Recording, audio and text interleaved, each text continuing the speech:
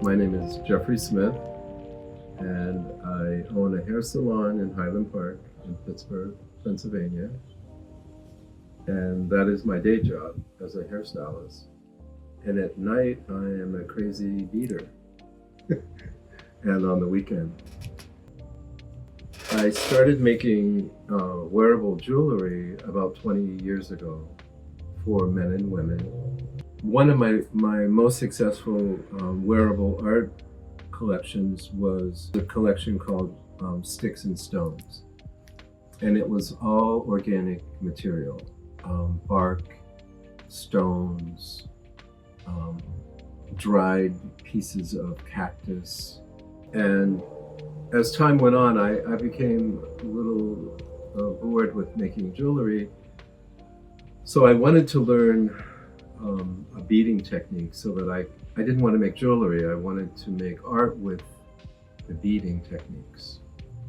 So in Pittsburgh, we have a beads shop called the Crystal Bead Bazaar. And I would go in and buy supplies. And there are master beaders that work there. And I would look at their work, and I was always intimidated and in awe of how beautiful their work was. And one of the master beaders one day said, "Jeffrey, why don't you take a class in beading?" And I said, "No, I could never do this. I could never learn this. It's too complicated. It looks, intimidating." And she said, "Just take a class. Take one class and see what you think." So I took a class, and I'm dyslexic, so the beginning class for me was really difficult.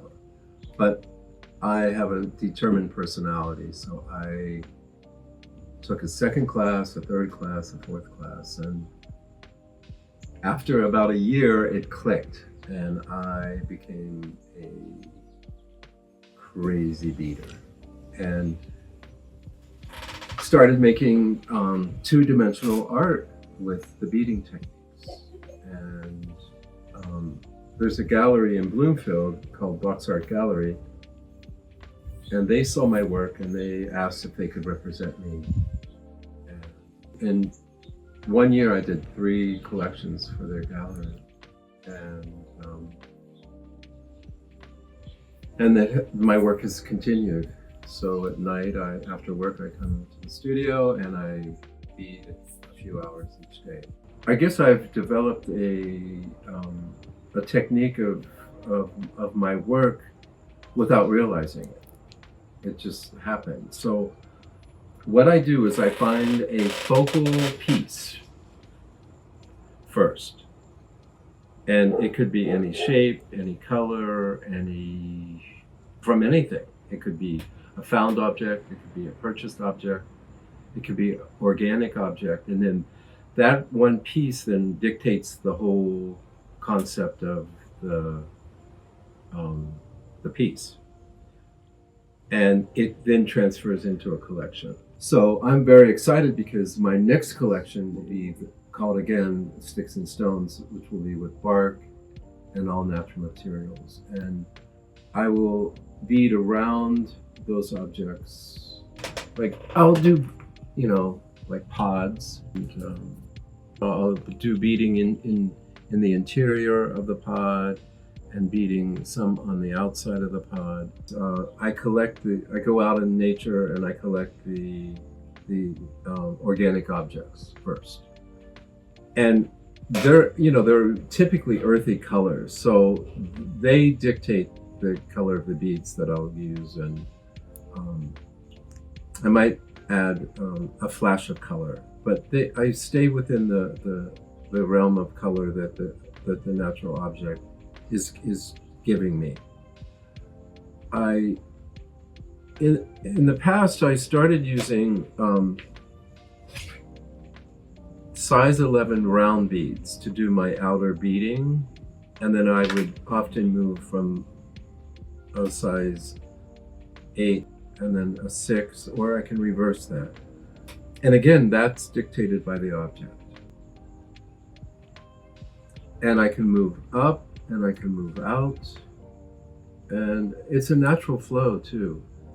often I think I have an idea, and then all of a sudden I'll step out of it, and it'll create its own pattern, and then I follow another pattern. So I think often I'm in control of it, but I think more often that the creative process is in control of me. That piece, it took on a life of its own. And as I was building up on that piece, it was telling me exactly where to bead and what to bead and how high to make the beads. I just followed its guide. It was guiding me. I was not guiding that piece. I think unconsciously I'm always looking for objects. When I'm walking, when I'm shopping, I look online, I follow people on Instagram and Etsy. I buy some objects on Etsy, and I also make some of my own objects. But I think that I'm so dedicated to this bead embroidery that I'm always looking for things. And if I find one thing, that can actually promote a whole collection, just one small object.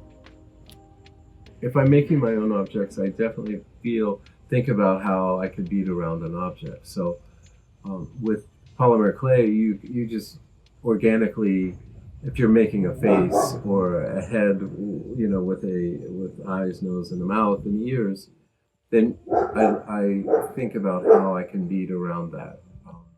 A lot of the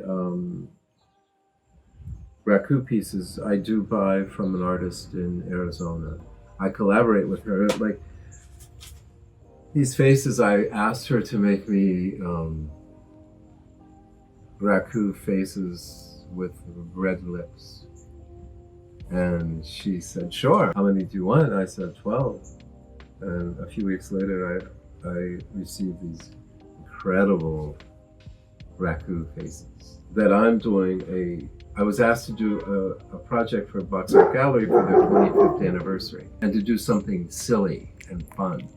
So that is what this project is. I'm bead embroidery around the faces, and I'm not sure how they'll turn out, but they're going to be applied to this pink leather, and I'm not sure how it will end, but I'm really excited about the beginning.